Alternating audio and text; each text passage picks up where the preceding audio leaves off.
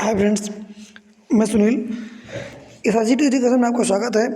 जैसे कि आप जानते हैं कि कुछ दिनों से एक कंट्रोवर्सी रही है कि कोई अगर फॉर्म फिलअप करता है एस्पायरेंट्स, तो जिस राज्य में फॉर्म फिलअप कर रहा है क्या वो वहाँ पर जनरल में होता है। तो सुप्रीम कोर्ट ने इस पर जो है एक बहुत ही महत्वपूर्ण निर्णय दिया है कि जो जिस राज्य का है वो उसी राज्य में जिस जाति में आता है वो उसी जाति का माना जाएगा। क्योंकि कारण ये होता है कि कभी कभी क्या होता है, यूपी में वही जाति ओबीसी में आती है, लेकिन आप गुजरात चले जाइए तो वही जाति वहाँ पर जनरल में आ जाती है। तो इस समस्या के लिए जो है सुप्रीम कोर्ट ने सुनवाई करते हुए एक निर्णय दिया है कि जो जाति जिस राज्य के है, जिस राज्य का उसने यानी उसका जो मूल निवास है उस पे जो जाति होगी, उसकी मूल जाति होगी, वो उसी को माना जाएगा, ना कि जहाँ के लिए आवेदन कर रहा है वहाँ के लिए। यानी ऐसा नहीं कि जो प्रवास कर रहा है, निवास कर रहा है, वहाँ जाकर बस गया है और फिर वो वहाँ की जात के लिए कहे कि हम ओबीसी में आ गए, जनरल में आ गए, तो ये नहीं माना जाएगा। तो जो सुप्रीम कोर्ट ने अनुसूचित जाति अनुसूचित जनजाति से संबंधित व्यक्ति जिस राज्य का, ये देखिए अब इसमें साफ साफ लिखा हुआ है कि जिस राज्य का निवासी है के संबंध में उससे प्रवास पर किसी अन्य राज्य के संबंध में अनुसूचित जाति अनुसूचित जनजाति के जाति का नहीं माना जाएगा। यानी कहने का मतलब ऐसा नहीं है कि वो कहने का मतलब ये हुआ कि जिस राज्य का निवासी वहाँ पर वो जिस जाति में आता था वही माना जाएगा, उसी पर ही उसको आरक्षण दिया होगा, भले ही वो उसका प्रवास यानी वो रहने लगे कहीं और जाकर। तो इस पर विशेष ध्यान दीजिएगा। जो है जस्टिस एम.आर. शाह और जस्टिस एस बोपन्ना की बेंच ने कहा कि जैसे ये मैटर जो था राजस्थान के संबंध में जो आया था, तो राजस्थान टेंडेंसी एक्ट 1955 की धारा 42 के तहत अनुसूचित जाति के सदस्य द्वारा उस व्यक्ति के पक्ष में बिक्री, वसीयत या उपहार पर प्रतिबंध है जो उस समुदाय से संबंधित नहीं है।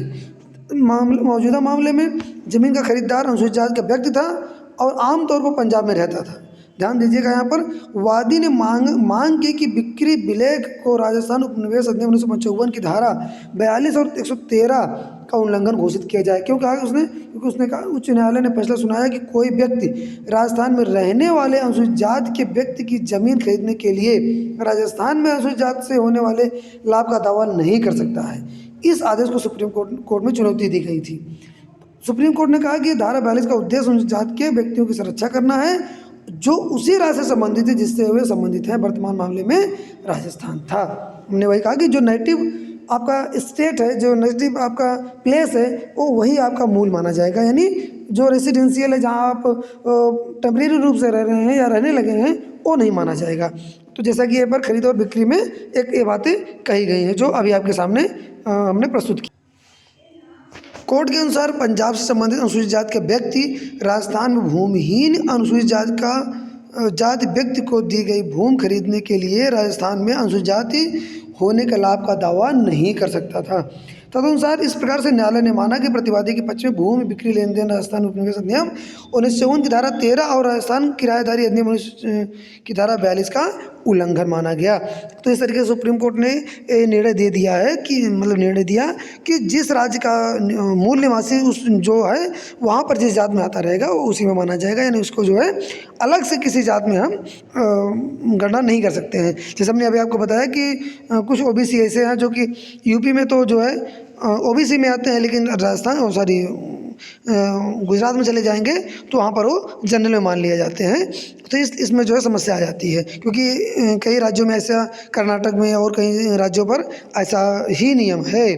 तो इसलिए कभी कभी राजनीति में होती है कि राजनीति के लिए भी जो है कुछ जातियों को, जैसे अभी यूपी में देखेंगे 17 जातियों कुछ दिन पहले ओबीसी के 80 में डाल दी गई थी, तो उसको सुप्रीम कोर्ट ने रद्द कर दिया था। तो इस तरीके से आप देख पाएंगे कि ये मैटर जो बहुत एक गंभीर मैटर है। तो कहने का हमारा मतलब यही था कि जो सुप्रीम कोर्ट ने निर्णय दिया था उस संबंध में हमने आपको एक क्लियरिफिकेशन दिया था। बहुत बहुत धन्यवाद।